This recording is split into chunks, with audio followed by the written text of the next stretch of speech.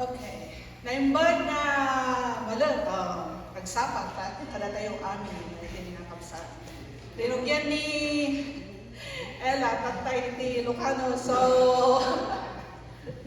anyways, iti topic ko tayo tatanga malag about the Holy Spirit. So one of the gift is the gift of tongues. So may the Holy Spirit translate to those who are nga makataros iti Ilocano. Is that Tagalog?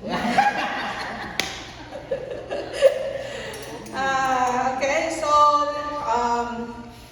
naimbag iti Apo, agyaman na iti panangi karagyaman na kami or pa iti short escape from the routine. Kada kami nga agasawa. Although it's na banog kasi one day lang parang balikan, and then from all those awit na bagpak because we cannot ang kami mabalin nga ag check in na Dagos, so we need to wait for the 4 o'clock.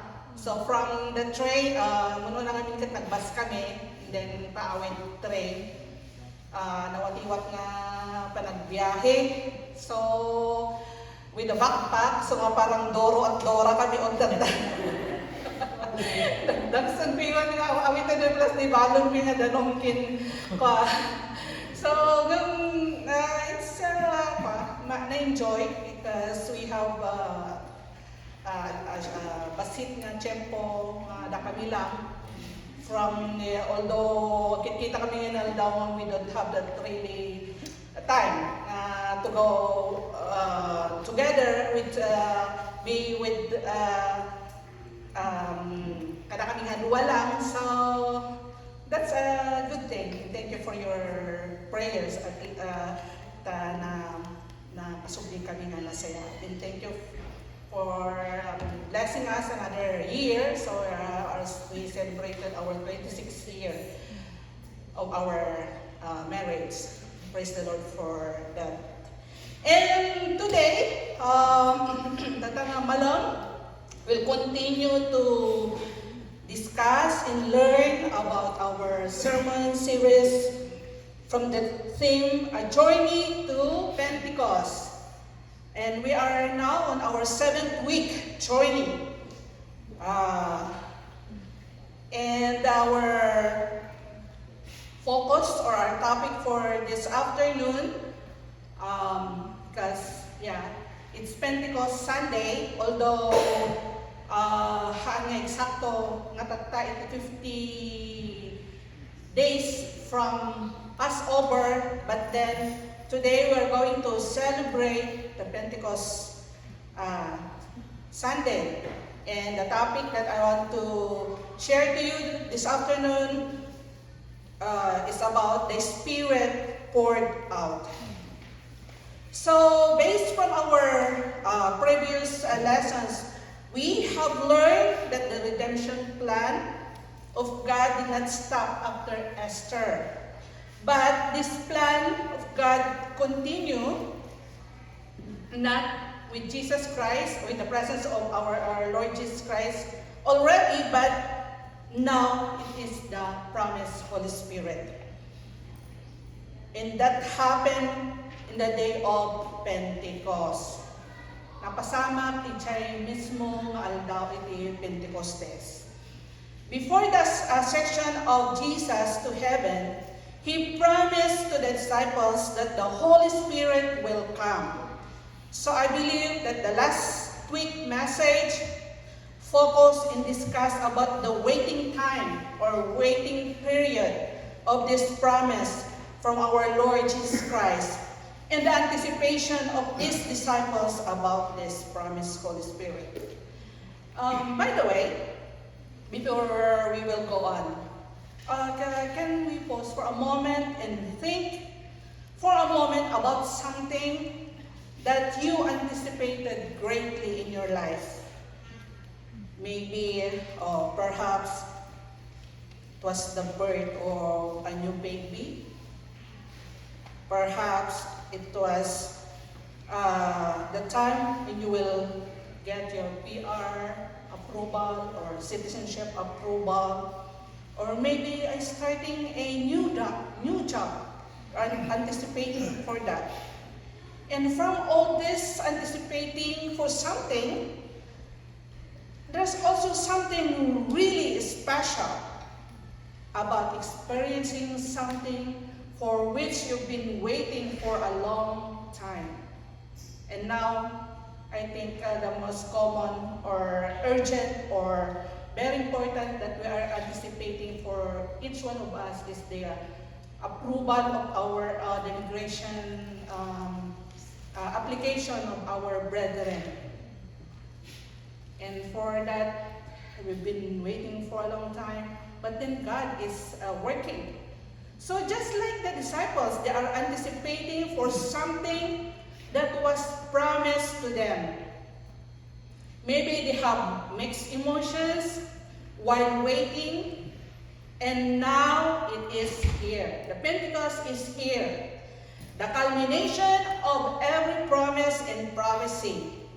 The fulfillment of Jesus' words that the Spirit would come, include His followers with power.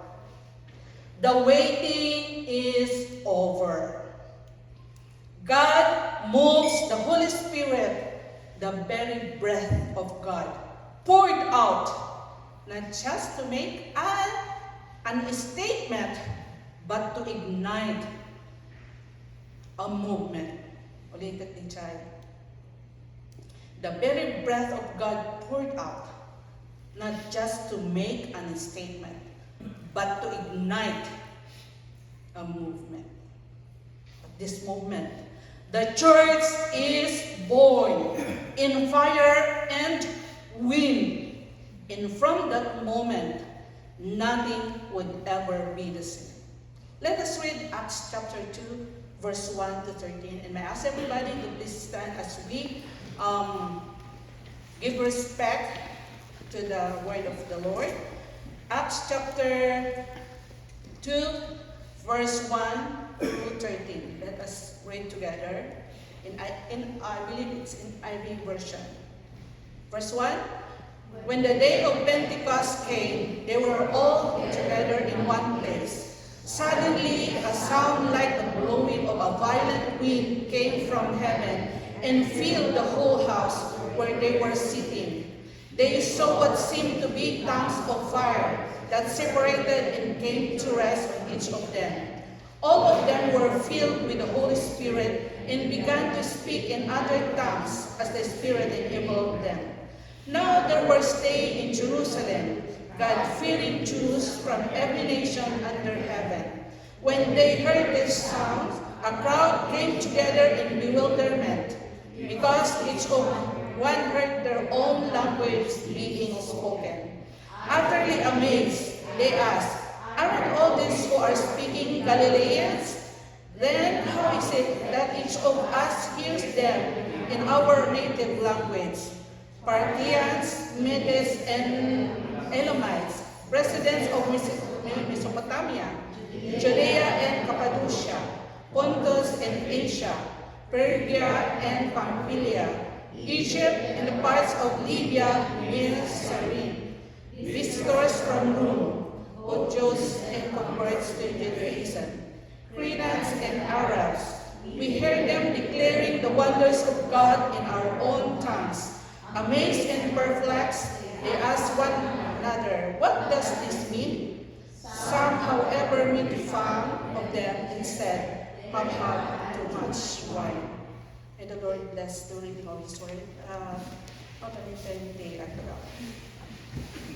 So today, as we have just said, we are celebrating Pentecost. It's Pentecost Sunday. When the word Pentecost said that Pentecost comes from the Greek word Pentekoste, which means 50th or 50, because it occurs 50 days after the Passover.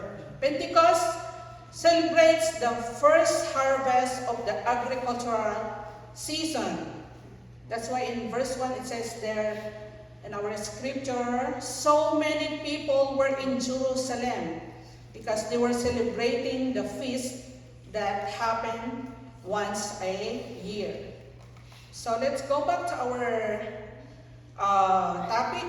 So let's see that this promised Holy Spirit, or the promise, is fulfilled, which is the coming of the Holy Spirit. Verse 2 says, suddenly a sound like the blowing of a violent wind came from heaven and filled the whole house where they were sitting.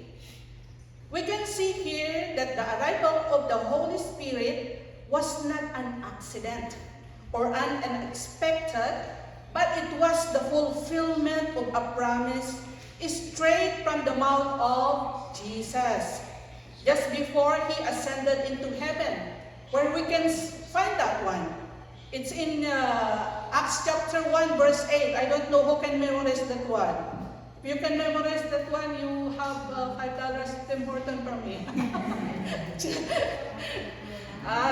Hindi ang eskwela kami, di Bible School, nga mabalin kami nga mamemorya na ita. Kasi ni Madam Subong talagang imemorya niya ita, Acts chapter 1 verse 8 with comma. Dapat agsab lang kay comma with exclamation point. Dapat memoryan mo ita, quiz na ba eh. Dapat tama yung comma niya kung saan mo, pati yung period. King James Version pa. So, thou, thou shalt, kung wala na ijay. So, yeah, wala na ijay, chapter 1, verse 8. But you will receive power when the Holy Spirit comes on you, and you will be my witnesses in Jerusalem, in all Judea and Samaria, and to the ends of the earth. Dahil tatimbati niya ako yun. Jesus kanagiti his disciples when he is about to ascend into heaven. When the Spirit descended on Pentecost, it was a powerful confirmation that Jesus' words were true and reliable. In that upper room, the disciples were not left wondering if God would keep His words. These disciples were the witnesses to His faithfulness as the wind of the Spirit rushed in, and in the tongues of fire rested on each of them. In that particular moment, the coming of the promise was done supernaturally and dramatically. If we, kamo no nagadaan na basbasa yun dito na encounter you by if you give attention to this, that how Luke, the author of this book, described the event in verse 2, nga manana, a sound like a violent rushing wind was present. So, siguro nyo, imagine tayo, nagpigsa siguro, daka mo no, tornado kung madati ka, daka mo no, or hurricane, kung kasano ka pigsa, wino bagyo, kung natin yung Pilipinas, it was a violent rushing wind was present. Baka parang tornado kalakas. Very powerful, overwhelming. And talagang, for sure, nayanig sila. And sabi doon, hindi lang yun. While the very strong wind, may sabi pa na tongues of fire rest unto them.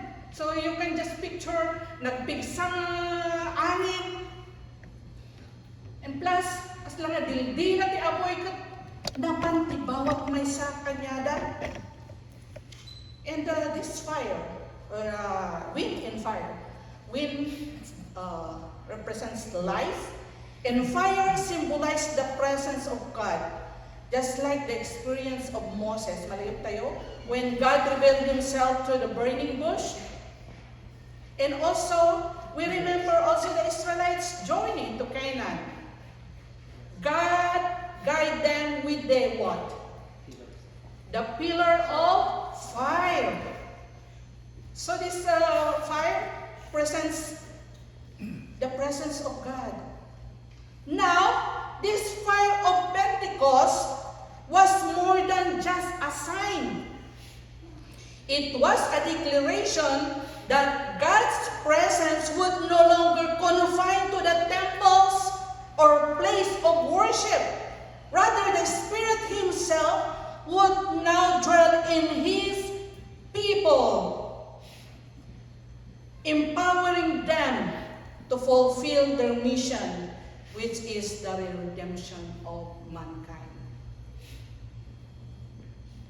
Pentecost serves as a powerful reminder also to us that we serve a God who keeps His promises. So, pag naalala natin ang Pentecost, it's just a powerful reminder that this God that we are serving is a God who keeps His promise. When God says He will move, He will do it. He does. Amen? And His timing is always perfect.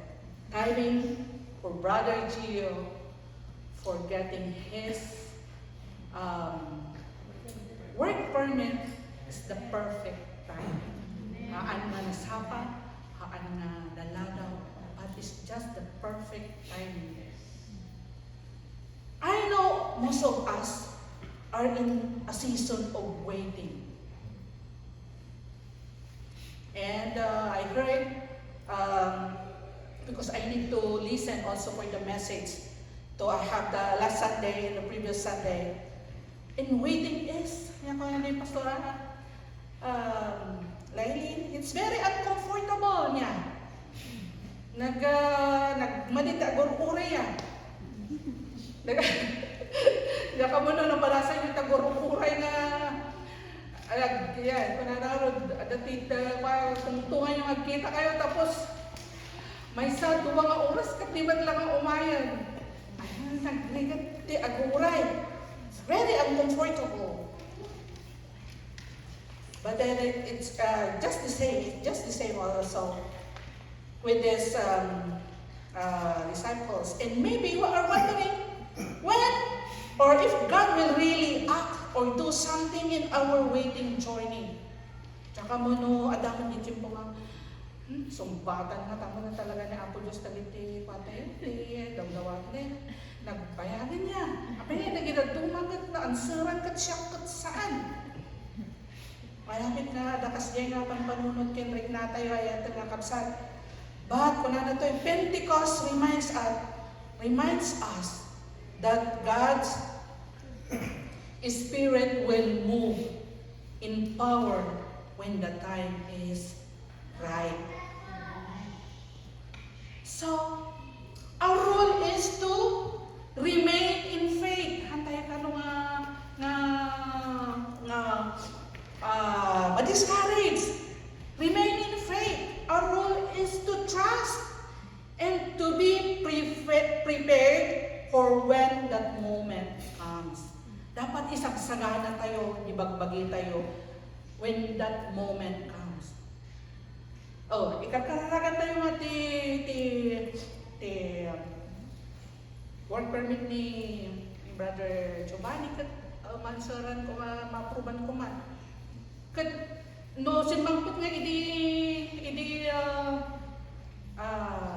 2 weeks ago. Is he ready to go to work? No. So, it's just the perfect timing. He is preparing Brother Gio to get his work permit approval para i-prepare niya suna for this very, answering this very request that he has. Iso nga handa yung questionnaran, no apay nga nga nagbayag, ta isagsagana na tayo when that time will come that God will answer our prayer. So the question is, are you waiting in faith like the disciples? Or are you doubting whether God will come through or nautoyan tayo? May hinauto yan? Translate, Jason. Mauto yan. Pananan, yan yung mauto yan. Kas lang nabanlugan. Kas lang ay nauman. Kuman na gurkuray. Naupay.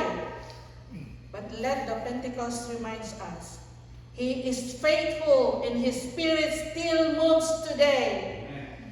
Let this truth will give us courage. Amen? Amen. Okay, so the next thing that we will see is the Spirit empowers bold proclamation. In verse 4, all of them were filled with the Holy Spirit and began to speak in other tongues as the Spirit enabled them. When the Holy Spirit fell on the disciples, it was not just a grand event, but it was a mission launching event. Just remember the same men and women who have been hiding behind locked doors just a week earlier, so scared, discouraged, and anxious. But now, the same men and women proclaiming the mighty works of God with boldness and clarity. So dagitoy the same men and women nga idi nalpas nga impako da na Apo Isus, siyempre permit butong da naglilamang da. But in this very moment, on that upper room, same men and women proclaiming the mighty works of God with boldness and clarity.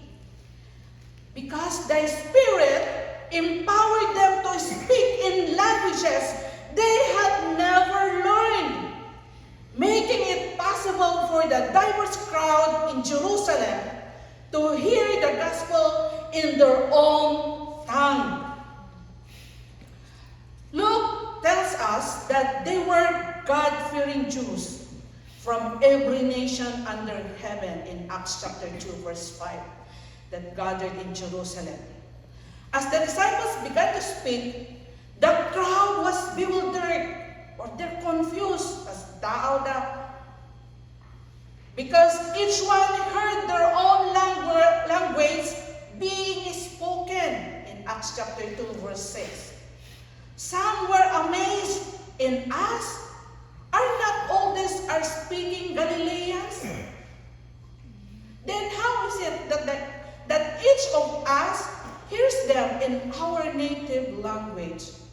In Acts chapter 2 verse 7 and 8. There is an important observation from this event, but that those who are performing miracles, speaking in different tongues, were Galileans.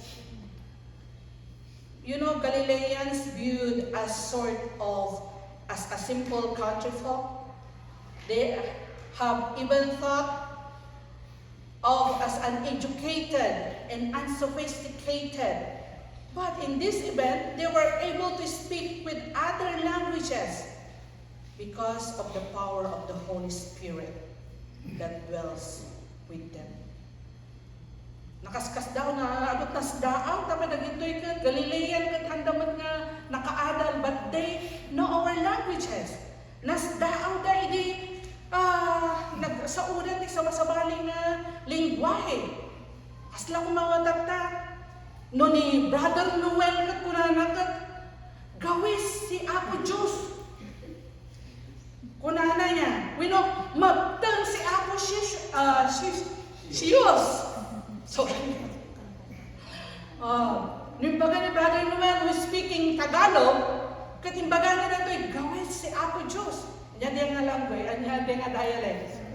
Kan kanaay, ken magtag o masmag si Apo Siyos. Ibaloy. Wino ni Brother James kunana kat Diyos kaayo. Or ang Diyos matinod anon. Ano yun? Sino nakaintindi nun? Interpret, paano nun? Diyos kayo! Tapos, ang Diyos matinod anon. Alam ko kung tama yung ano ko. God is faithful. Yung Diyos kaayo, God is good. The same with the Gawis, si Apo Diyos, God is good. So mas daaw paano ka ni Brother Duwilgot, he can utter that one, kung ano niya yon, na hindi naman siya talaga speaking kankanaoy. So that's what happened. And because of the Holy Spirit that was present to them. Malagip ko, just because of this empowerment of the Holy Spirit, malagip ko idea, Bible school life. History update basit. When you enter the Bible school, first year, every Sunday, you will be assigned to go to a preaching point. Punta kami sa mga kalapit na lugar o street doon sa malapit sa Bible school. Yung mga medyo seniors, pupunta sila sa mas malayo. Like, sasakay sila ng jeep. Kami maglalakad yung mga iba. So, kami, imagine, 16 years old, 17 years old who will go in there, and then you go and proclaim. Like, magtuturo ka ng salita magtuturo ka ng Sunday school, o magbabible study ka. I don't know who is 16 years old here. But, you have that boldness na gagawin yun. And I believe, because that's the power of the Holy Spirit. Hindi namin magagawa yun. Ano yung 16 years old ngayon? Parang nag-play pa lang sila Pero doon, ganon yung ginagawa natin noon. You need to go and proclaim and teach para sa mga bata, mag-Bible study sa mga matatanda, sa mga malasing, may mga lasing pa, magdi-distribute ng tracts. We're able to do that. I can't imagine na nagawa ko yun nung 16 years old ako. 17 years old. But that's the power of the Holy Spirit, I believe. The miracle of Pentecost was not just about the phenomenon of speaking in tongues. It was about the message of Jesus reaching the entire world, not just in one culture, but for everyone. Hindi na lang sa mga Jews, kundi lahat na ng mga tao. And that's the effect of the coming of the Holy Spirit. Pentecost was not only about bold proclamation, it was also about building something entirely new. As the disciples spoke in different languages, God was not just demonstrating His power, He was signaling a new reality. The church was being born, not as a single isolated group, but as a global spirit-filled family, united by the gospel. So we can see the church is born for the nations in verse 8 to 11. This miraculous event was a direct opposite of the confusion of languages at Babel. Malagip tayo, pakahistoryaan yung Tower of Babel. Just also, they have one language. And then, because of that, naging, na sila? That, may pride na gusto na nilang pumunta sa langit na parang nag-build na sila para gusto nilang i-reach ang Panginoon. At Babel, human pride caused division and scattered people through language. That's why God scattered the nations by confusing their languages. Kaya nung ginawa na ito, Jesus, para hindi, because of this pride, So he confused them with these different languages. But at Pentecost, on contrary, God's grace brought unity. Doon, division, pride. Ngayon, at Pentecost, God's grace brought unity. Through the Spirit, allowing the gospel to bridge the language barrier. So yung noon, language din ang problema noon.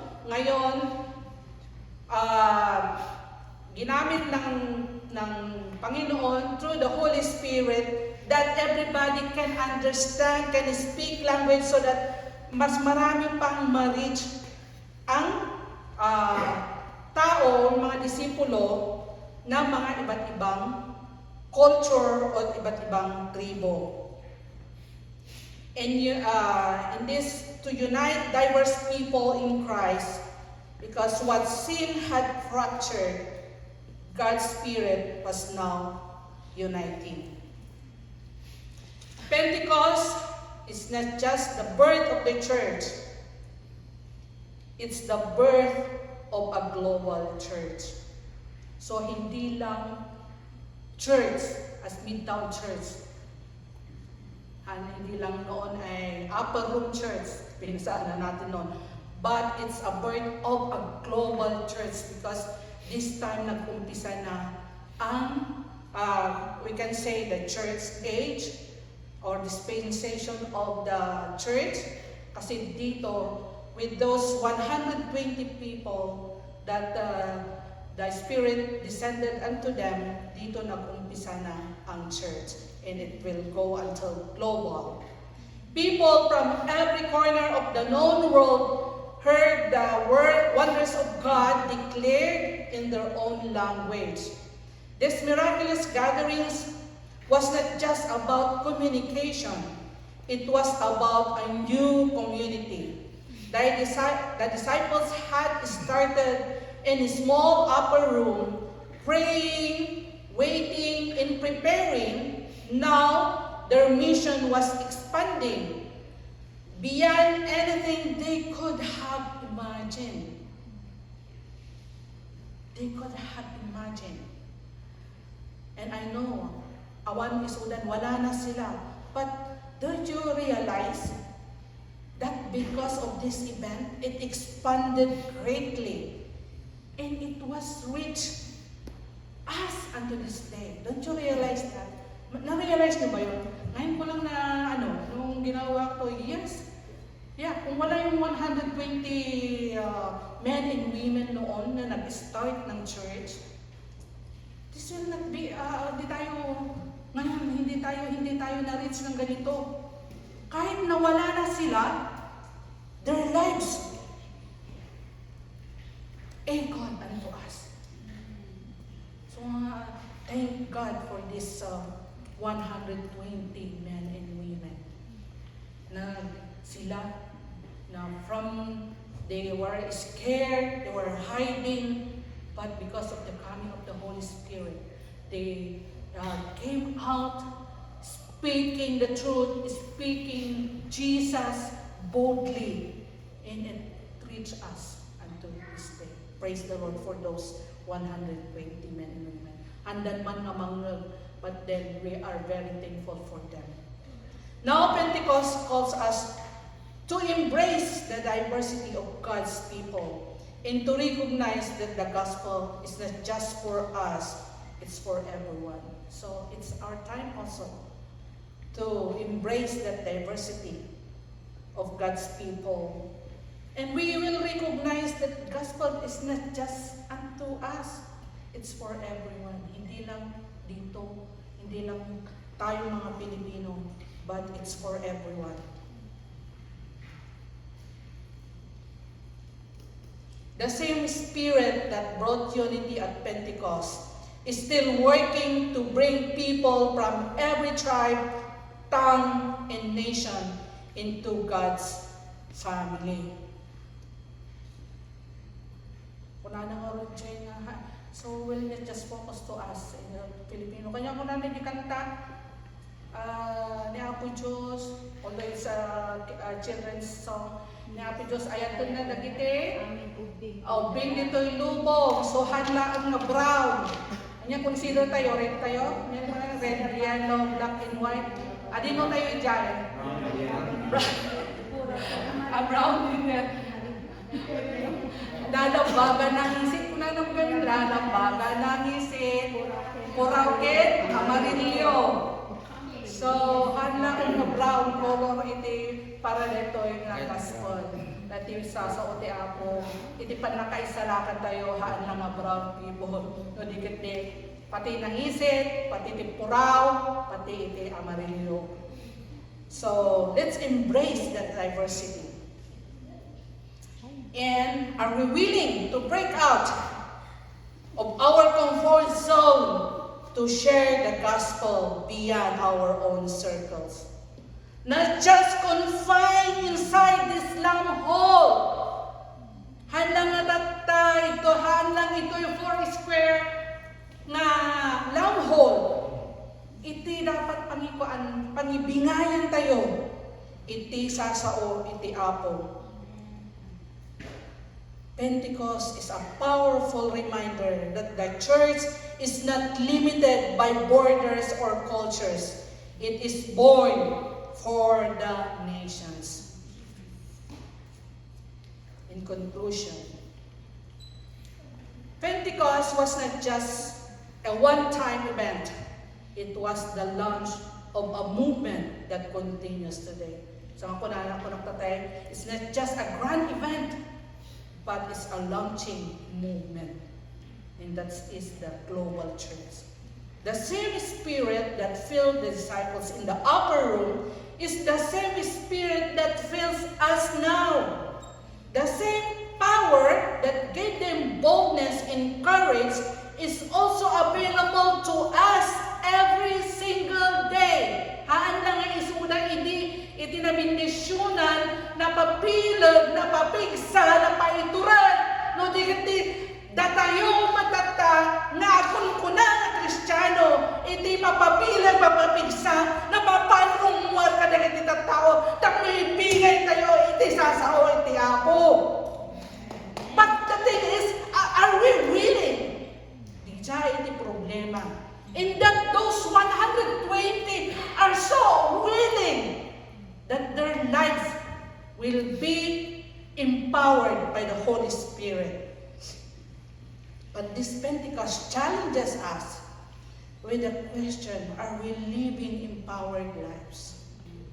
Are we allowing the Holy Spirit to move in us and through us? Or are we still waiting in fear and doubt? God has not given us a spirit of fear, but power. Spirit of power, spirit of love, and a sound mind. The Spirit does not just give us goosebumps or stir our emotions. Nanilakang tayo timinsay about the pamabilag. Diyan tayo lang nga napabilag. No! It's every day. It's every single day. In our lives,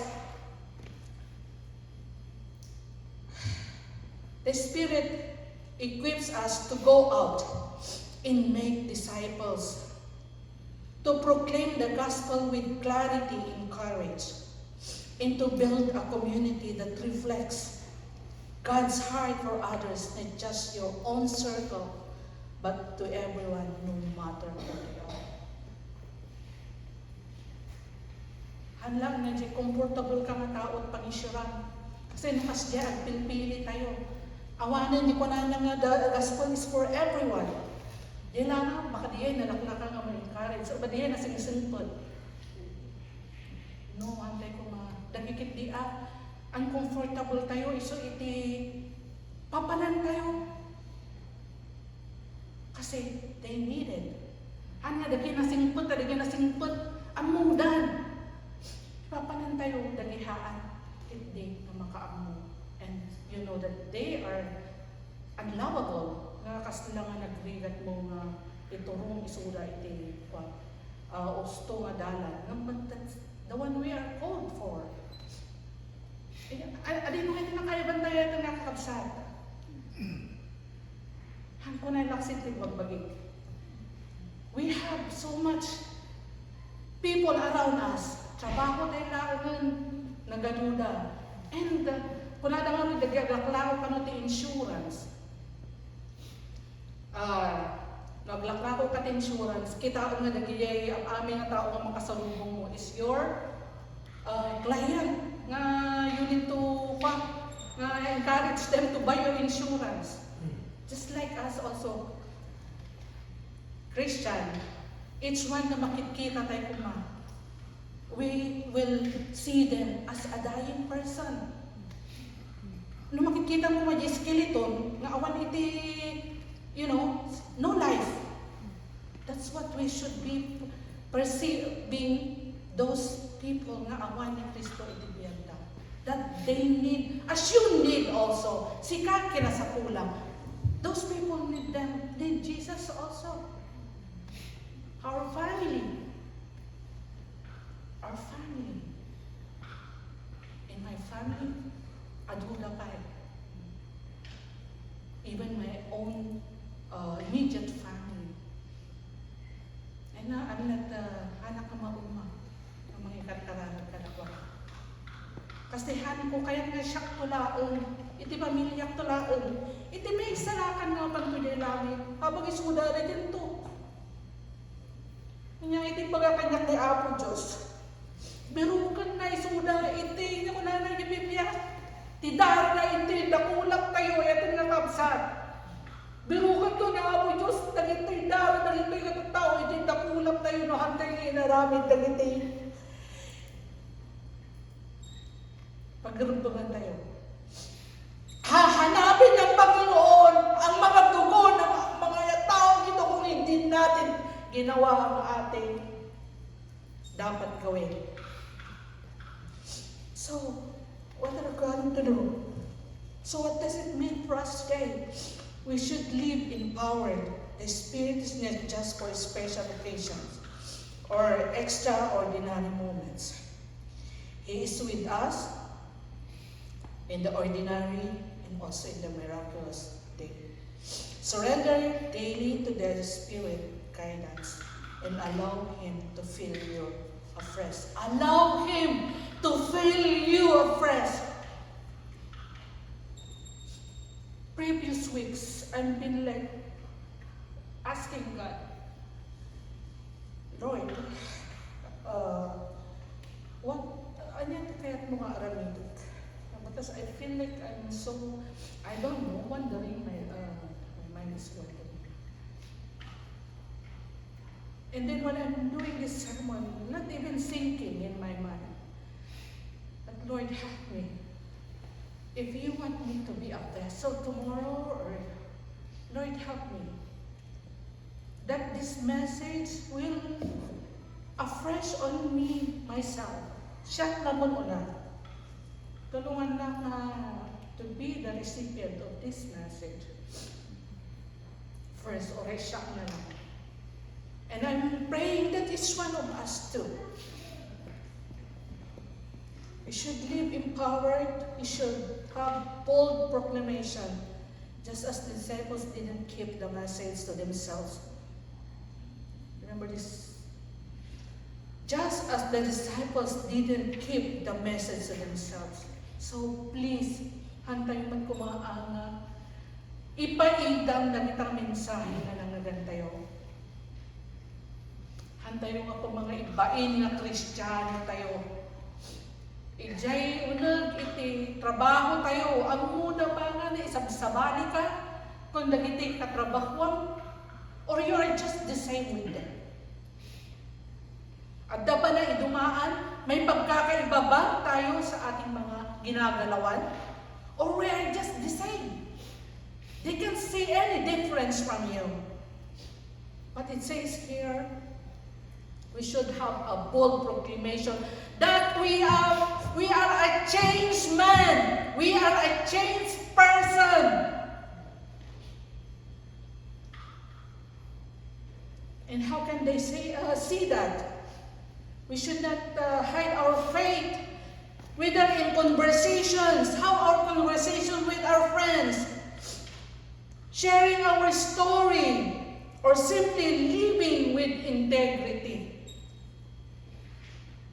Let your life and words reflect the hope you have in Christ.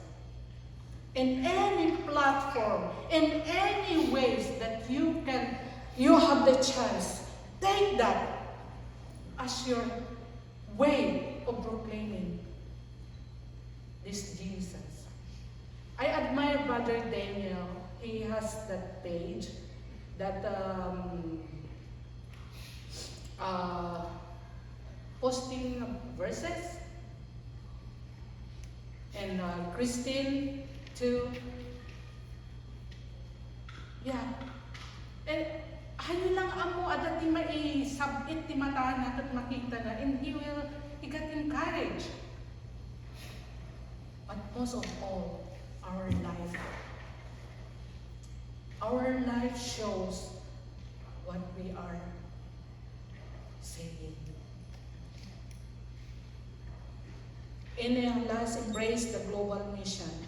Pentecost reminds us the gospel is for every tribe, tongue, and nation.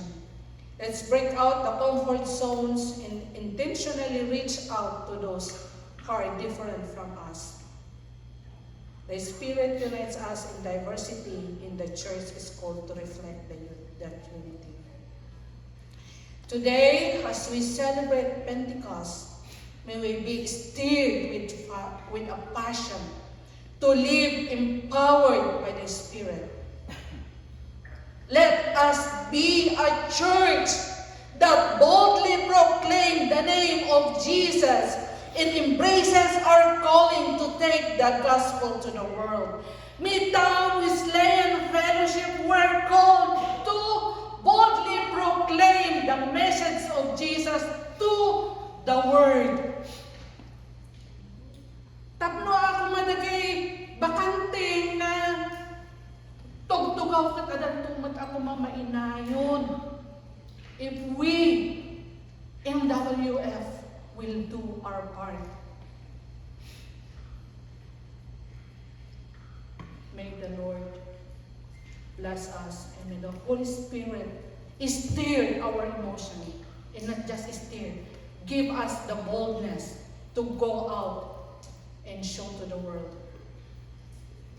Iti rumban nga maamwanda, which is Jesus saves the sinners.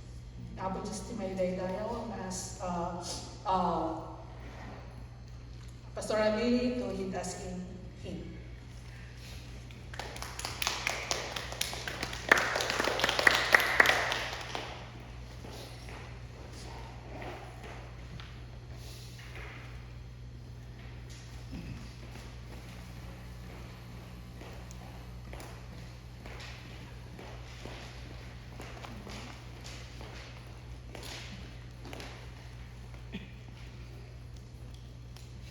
Okay, that is our also lesson in our Sunday school a while ago.